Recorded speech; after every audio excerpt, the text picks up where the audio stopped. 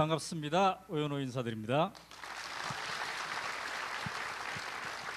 네, 지금부터 새로운 100년 북콘서트 시즌3 서울편을 시작하도록 하겠습니다. 저는 2000년에 오마이뉴스를 만들어서 인터넷 신문이죠. 시민 기자 제도를 통해서 운영을 해오고 있습니다. 우리 회사가 모든 시민은 기자다이기 때문에 저도 기자입니다. 그래서 인터뷰를 하고 취재를 하고 그러는데 법륜 스님과 이제 작년에 무려 3개월간 제가 만나 뵙고 개인 과외를 할 기회를 가졌습니다. 그래서 바로 이 책이 그 개인 과외의 결과물입니다. 저는 최근에도 이제 취재를 하고 있는데 최근에는 덴마크라는 나라를 주목해서 취재하고 있습니다. 그래서 지금 오마이뉴스 연재를 하고 있는데요. 왜 덴마크냐? 덴마크가 세계에서 행복지수 1위의 나라라고 그래요. 그래서 도대체 행복은 어디에서 오는지, 그리고 행복한 사회는 어떻게 가능한지 이거를 취재하고 있습니다. 정말 행복하더군요. 병원비 무료에 교육비 무료, 대학생이 되면 월 100만 원씩 월급을 받고 다니더군요. 그 정도면 걱정이 없겠죠. 그런데 제가 그 사람들한테 당신들 걱정은 뭡니까? 그랬더니 별로 걱정할 게 없다고 그래요. 그러면서 저를 걱정하더라고요. 니네 나라들은 북한하고 전쟁을 일어난다고 맨날 뉴스에 나오는데 걱정이 참 많겠다, 이렇게 저를 걱정해 주더라고요. 그래서 저 멀리 떨어진 나라의 사람들까지 걱정을 끼치고 있는 이 한반도의 분단 상황을 어떻게 하면 극복할 수 있을까, 이걸 가지고 법륜 스님께서 그동안 약 30년 동안 고민을 해오셨는데, 우리가 이 분단 스트레스, 그 다음에 우리 사회의 불평등과 여러 가지 문제로 인한 이런 스트레스를 어떻게 극복할 것인가, 오늘 이 문제를 가지고 한 2시간 동안 얘기를 나눠보도록 하겠습니다. 자, 우리 시대의 진정한 멘토이시고 평화운동가이신 법륜 스님을 모시겠습니다. 우선 간단한 인사 말씀해 주시죠. 안녕하세요.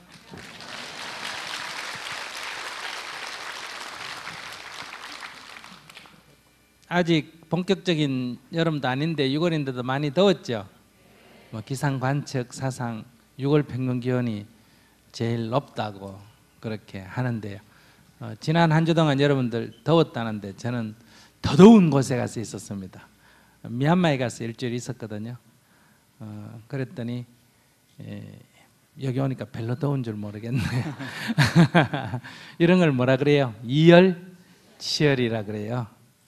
그런 것처럼 우리가 더 어려움을 겪다 보면 지금 겪고 있는 어려움이 별 어려움이 아닌 것처럼 느껴질 때도 있습니다.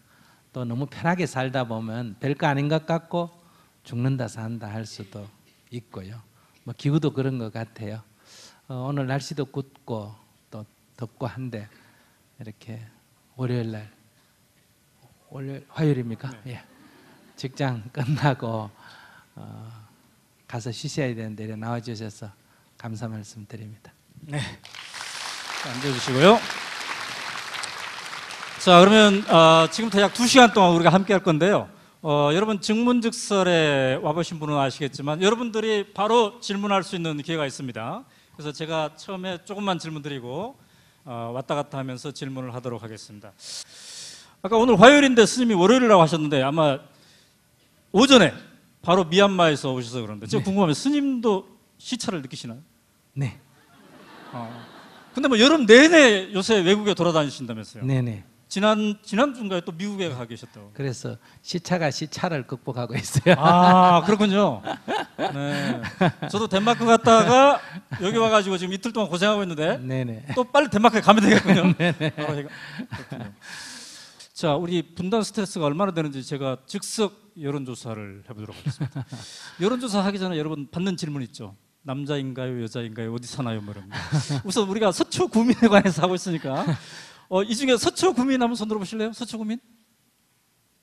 상당하지만 압도적이진 않군요. 다른 동네에서 많이 오신 것 같은데. 자, 그러면 우리가 1, 2개월 전에 막 남과 북이 온갖 언어를 가지고 삭막한 언어를 가지고 이렇게 했을 때 이게 전쟁이 일어날 수도 있겠구나. 그래서 이 대학 가 있는 학교 가 있는 자녀들한테 전화도 가끔 해보고 빨리 안 들어오냐 왜 이렇게 해보고 자기 나름대로 왠지 모르는 스트레스를 받은 적이 있다 하는 분 손 들어보시죠. 스트레스를 나는 받았다. 스님 한 30%밖에 안 되는데요. 30%도 안 되는 것 같은데. 대한민국 사람들이 참 담대하군요. 막 해외 언론에서는 예. 우리를 걱정해주고 이러는데 말이죠. 네. 예, 대한민국 사람 굉장합니다. 이거 어떻게 해석을 해야 됩니까, 스님? 세계에서 이렇게 겁없는 사람들이 두 국가가 있어요. 아 그래요? 대한민국하고 또 어딜까요? 저기 북한인가요? 이스라엘. 아 이스라엘. 인도에서 뭐 네. 저기 여행하는 사람 중에 인도 파키스탄이 분쟁이 생겼다 이러면 모든 여행객이 다 철수하는데 네. 배낭 메고 안 가고 계속 돌아다니는 사람은 한국 사람하고 네. 이스라엘 사람하고 맨날 그런 분쟁 속에서 살기 때문에 면역이 돼서 그런 그 거예요. 우리나라 사람들은 세계 어디에 내놔도 잘 살겠군요. 네, 이번에 뭐 라면 산 사람 한 사람 없었대요. 아. 근데 이게 무딘지 네. 이게 담대한지는 근데 이제 스님, 우리가 이 새로운 100년 해서 진짜 여러분 한때 우리가 우리의 소원은 통일 이렇게 목 놓아 부르지 않았습니까?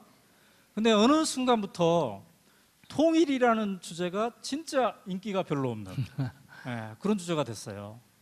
그래서 이제 제가 스님과 본격적으로 대화를 나눈 이유는 한때 그토록 우리의 가슴을 뜨겁게 했던 그 통일은 왜 이렇게 무뎌졌는가? 그럼 그 문제는 해결됐는가? 전혀 해결되지도 않는데도 불구하고 왜 우리의 가슴은 무뎌졌는가? 그 이제 원인을 파악하고 해법을 찾기 위해서 했는데요. 스님, 왜 우리는 이 남북 이산 가족 상봉 막 TV로 나오고 그러면 그때 펑펑 눈물을 흘리고 우리 그러지 않았습니까? 근데 이 남과 북이 삭막한 언어로 곧 전쟁을 일으킬 것 같음에도 불구하고 이러니까 우리가 통일해야 되겠다 이런 생각 왜 안 들까요? 우리는 왜 이렇게 희한한 사람이 됐을까요? 이게 아까도 얘기했지만 굉장한 위기인데 항상 그 위기 속에 사니까 그 뭐라 그럽니까? 양치기 소년 있죠, 그죠? 그처럼 늘 그런 속에 살다 보니 정말 이게 늑대가 나타났다 해도 겁없는 것처럼 그 면역이 됐다 그럴까 좀 만성이 됐다 그럴까 그 통일에 대해서도 두 가지인 것 같아요. 하나는 너무너무 통일을 기대해도 늘 될 것 같다가 말고 될 것 같다가 말고 될 것 같다가 마니까 너무 실망이 커서 네. 아예 그냥 마음에서 포기해버린 그런 게 하나 있고요. 두 번째는 이게 분단 68년이 돼버리니까 그러니까 실제로 통일된 국가에서 태어나서 자란 사람은 거의 다 돌아가시게 되고 네. 이제 여기 앉아 있는 사람도 한두 사람 빼고는 다 분단 이후에 태어났을 것 같아요. 그러니까 이미 분단 이후에 태어나서 자랐기 때문에 그런 의식은 통일이라는 얘기가 있지만 마음에서는 이 통일에 대해서 별로 이렇게 절감하지 못하는 이런 문제로 인해서 오지 않느냐 네. 싶습니다. 네. 그럼 스님은 그토록 인기 없는 이 통일 문제를 가지고 평화재단을 통해서 지속적으로 그야말로 30여 년간 이 문제를 이게 다루셨는데 스님은 이 문제를 왜 이토록 그동안 줄기차게 붙잡고 계셨습니까? 예, 제가 처음에 저도 이 문제에 접근할 때는 과거의 아픈 상처를 치료하자 이런 뜻이었습니다. 우선 이산 가족의 이 한이 너무 크지 않습니까, 그죠? 이런 문제도 좀 해결됐으면 좋겠다. 또 이념적 갈등이 너무 심하니까 이런 것도 좀 해결됐으면 좋겠다. 또 국군 포로라든지 납북자라든지 또는 실종자라든지 이런 것도 좀 해결됐으면 좋겠다. 뭐 이런 그 과거의 상처가 좀 치유됐으면 좋겠다 하는 것이 사실은 저도 천 동기였습니다. 그런데 이제 제가 과거 얘기가 아니라 지금 일어나는 아픔, 북한 동포들이 굶어 죽는다. 북한 동포들이 그 견디다 못해서 중국으로 난민이 생긴다, 인권 문제가 열악하다, 이런 이제 현실적인 문제가 생기면서 단순히 지나간 과거를 어떻게 치유하자고 하는 게 아니라 당장 눈앞에 보이는 인간의 이 고통을 어떻게 해결할 것인가, 이제 이렇게 의식이 조금 바뀌었고요.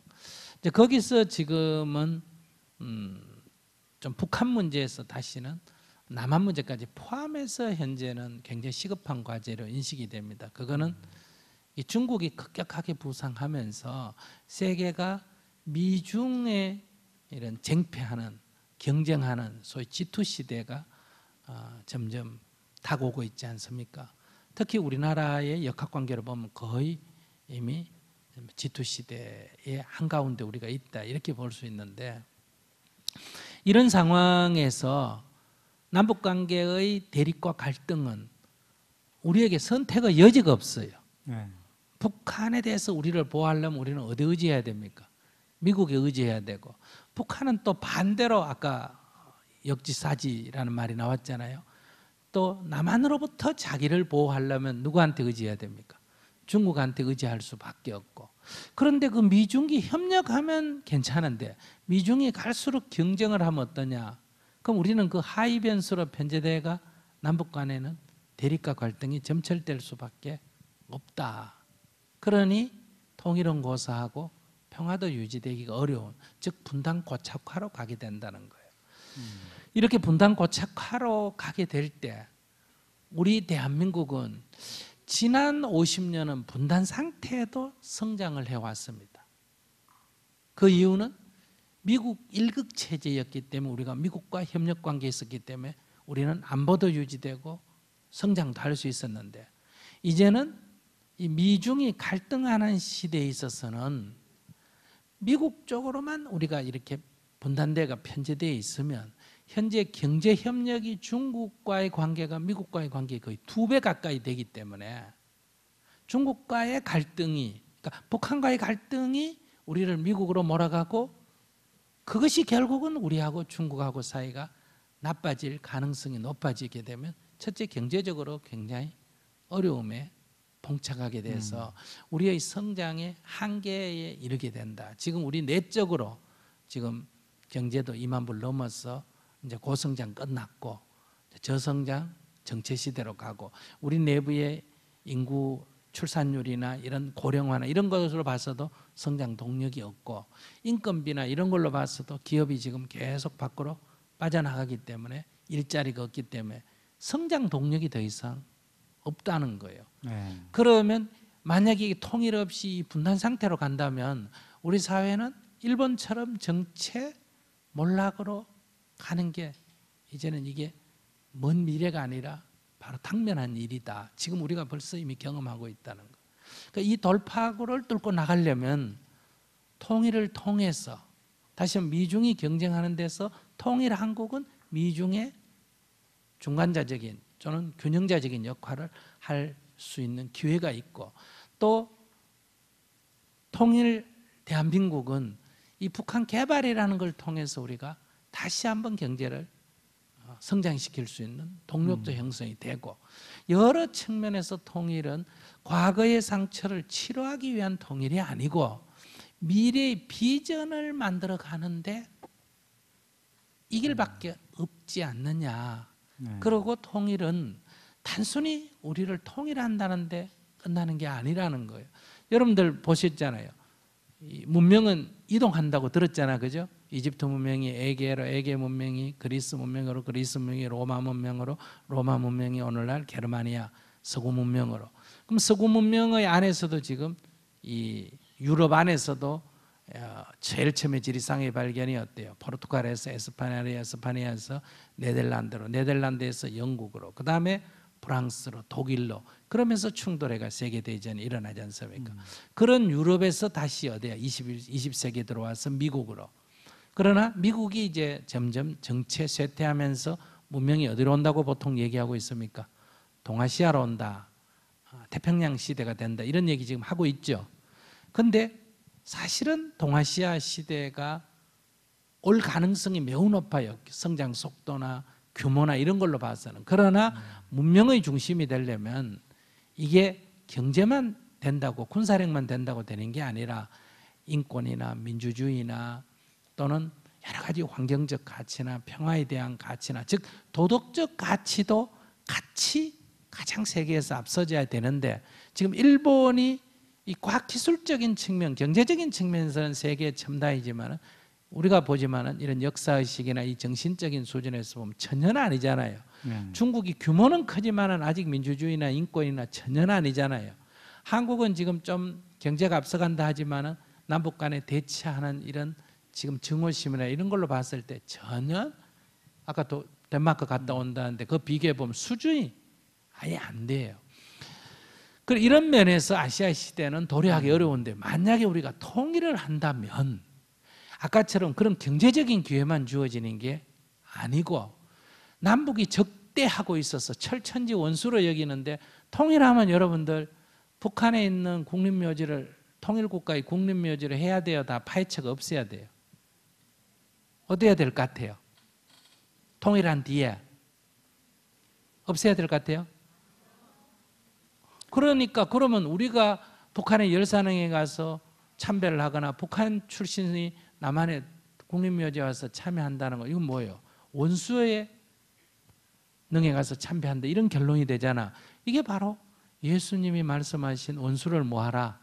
사랑하라는 것을 현실에서 실천하는 게 되잖아요. 그럼 이거는 일어나는 이 현실이 고도의 도덕성에 해당이 된다. 이거 자체가 이미.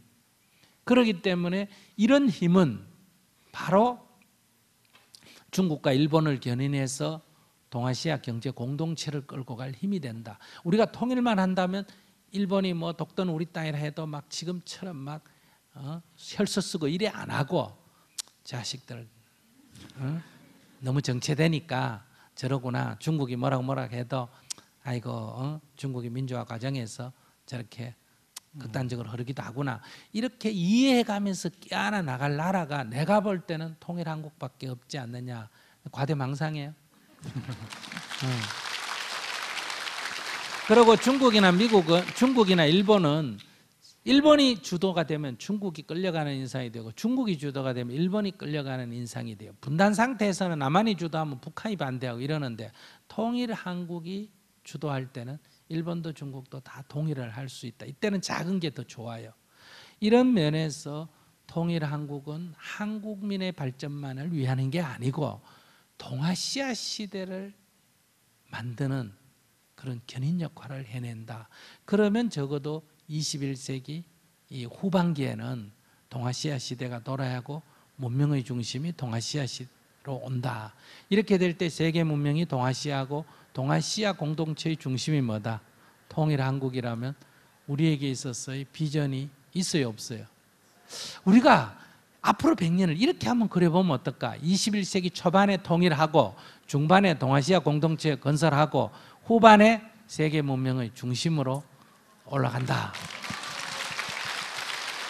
네. 자, 이런 면에서 이거는 과거를 치료할 뿐만 아니라 미래의 비전도 만드는 것이기 때문에 저는 젊은이들이 이런 좀 기상을 가지고 우리가 이 문제에 임해야 된다. 연세 드신 분은 우리들 후손들에게 이런 조국을, 이런 문화를 좀 물려주는 그것이 가장 큰 유산 아니겠느냐. 그런 데서 저는 좀 적극적으로 관심을 갖고 있습니다. 네, 감사합니다. 여러분, 저는 여기에서 여러분들의 표정을 다 볼 수가 있거든요. 네, 월요일 밤, 화요일 밤, 제가 덴마크 다녀와가지고 시차가 네, 화요일 밤에 어찌 보면 굉장히 딱딱할 수 있는 남과 북의 문제, 통일 문제, 이거를 여러분들이 초롱초롱한 눈망울로 듣고 계시는 걸 보니까 제가 감동하고 있습니다. 근데 스님 말씀 들었다 보면 어떻습니까? 단순히 남북 문제, 통일 문제 우리가 듣는 게 아니라 세계사 강의, 그죠? 세계사 강의를 우리가 재밌게 또 듣는 그런 거이기도 같습니다. 우리 학부모님들 많이 와 계시는 것 같은데요. 나는 우리 자식이 법륜 스님처럼 컸으면 좋겠다 하신 분 손 들어보세요. 스님 왜 이렇게 적을까요? 네, 한 10%만 이렇게 들었는데 왜 요즘 이렇게 같은 적을까요? 시대에 예. 저 아들 죽 만들고 싶지 않다 이게. 여러분들 여러분들 제 질문의 의도를 지금 잘못 파악하고 계십니다. 법륜 스님은 말이죠. 저 같은 사람하고 굉장히 다른 게 저는 이제 국문과를 나와가지고 오로지 인문학. 근데 스님은 글도 잘 쓰고 인문학에도 능통하시지만 수학을 잘 수학. 그래서 한때 수학 강사를 하셨어요. 네, 유명한. 또 유명 대학에 다니는 갈만한 애들만 골라서 수학 강의를 해줬다는데 그 이유는 제가 모르겠습니다. 그 강사료가 비싸서 그런지 모르겠으나 그 다음에 중학교 때 아인슈타인을 꿈꾸는 과학에 또 능통하셨습니다. 그리고 역사에 능통하시고 세계사에 능통하시고 그러니까 여러분의 자녀가 이렇게 골고루 모든 과목에 능통하기를 원하지 않습니까, 여러분?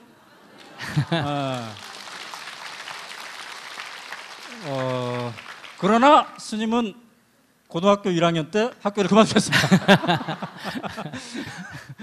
그죠? 그래서 학교 그만두기를 원하는 사람이 아무도 없잖아요. 네. 어쨌든 이렇게 우리가 이제 통합적인 사고를 가지고 이 시대를 살아가시는 분들이 굉장히 저는 드물다고 생각해요. 그래서 국보 우리나라의 보물을 지금 우리가 함께 이 자리를 하고 있습니다. 사실은 이 책이 말이죠, 통일에 대한 책이라고 우리가 쉽게 그냥 얘기를 하는데 스님 사실은 이게 역사책이지 않습니까? 네. 그래서 역사에 대한 공부를 제대로 시키려면 자녀들에게 이 책을 꼭 권해야 된다 이렇게 저는 생각을 하는데 특별히 이렇게 바쁘신 스님이 이번 여름에 가장 소중한 이 여름 시간을 무려 역사 기행단을 이끌고 3차례나 고구려 발해 역사 유적지를 갑니다. 이 프로그램은 너무 인기가 있어가지고 저는 지난해 다녀왔습니다만 제가 신청하면 선착순이어서 제가 못했을 텐데 스님의 배려로 저는 끼어서 갔습니다만 올해는 3팀이나 간다고 그래요? 네. 근데 스님이 그 3팀 모두 이렇게 함께 하고 계십니다. 스님 왜 이렇게 역사의 현장 이것을 일반인들에게 함께 하는데 그렇게 많은 시간을 할애하고 계십니까? 개인도 그렇지 않습니까? 여러분들 지금 개인이 뭐 연애하다 실패했거나 결혼 생활이 어렵거나 이럴 때 그것이 뭐 애인 문제거나 남편 아내 문제거나 이렇게만 해석하는데 그 주변 관계, 인간 관계에서 발생되는 것 같지만 깊이 다시 살펴보면 개인의 내면에 어릴 때 입었던 상처들이 있지 않습니까? 이런 것들이 굉장히 중요한 작용을 합니다. 예를 들면 엄마한테 사랑을 어릴 때 못 받았다. 그러면 사람에 대한 믿음이 잘 안 생겨요. 그다음에 어릴 때 뭐 이렇게 연애하다가 뭐 소위 실패해서 배신당했다 이런 게 있으면 또 상대편을 잘 못 믿어요. 그러니까 지금 일어난 일이 지금 문제가 아니고 사실은 그 전에 어떤 것들의 결과로 이런 현상이 일어나는 거예요. 그래서 오늘 우리나라에서 일어난 여러 현상들도 지금의 남북관계, 중국, 일본, 미국 이 관계만 보면 안 돼요. 과거의 문제도 살펴봐야 돼요. 그러니까 북한이 이렇게 현상적으로만 관찰하면 경제가 다 붕괴됐고 사회적으로도 붕괴됐고 그러면 망해야 돼요. 그 전 세계 사람들이 이상하게 생각하잖아요. 왜 붕괴가 안 되는지. 그런데 그 내부를 들여다보면 또 그만한 역사적인 이유가 있다 이런 얘기예요. 그래서 첫째 역사, 우리 인간을 뭐라 그래요? 사회적, 역사적 동물이다 이래 말하잖아요. 근데 우리는 사회적인 것만 얘기하는데 역사적이라는 거 두 가지, 시간과 공간 문제를 반드시 함께 해야 된다. 그러니까 어떤 좌표를 잡을 때 시간이 얼마, 공간이 얼마, 즉 가로 얼마, 세로 얼마여야 좌표가 잡히는 것과 같다는 거고요. 두 번째는 과거 역사를 공부하면 지금의 현실이 상당히 객관적으로 보여요. 다시 말하면 갑신정변을 그 당시에 그 갑신정변을 주도했던 계파들은 성공할 거라고 생각해서 일본 대사관에 있는 군대를 끌어들여 가지고 쿠데타를 일으켰지만 지금 우리가 100년 전을 내다보고 그때 주변 정세를 볼 때 성공할 수 있었습니까? 없었습니까? 없었죠. 그럼 이런 것처럼 또 우리가 동학혁명이나 이런 걸 보면서 그때 우리나라 이 소위 기득권층 왕과 대신들이 이 민중의 요구를 수용을 했으면 어떻겠을까? 우리가 근대화에 자체적으로 성공할 수 있었고 식민지로 전락을 안 했겠죠. 그러나 그때 그게 안 보였기 때문에 그 결과가 지금 100년간 이런 피해를 보잖아요.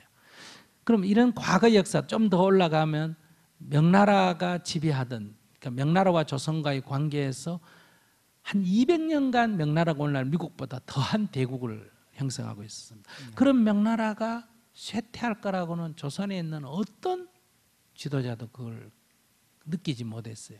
즉 중국의 만주에 있는 랑캐들이라는 청나라가 대륙을 석권하리라고 생각을 못했거든요.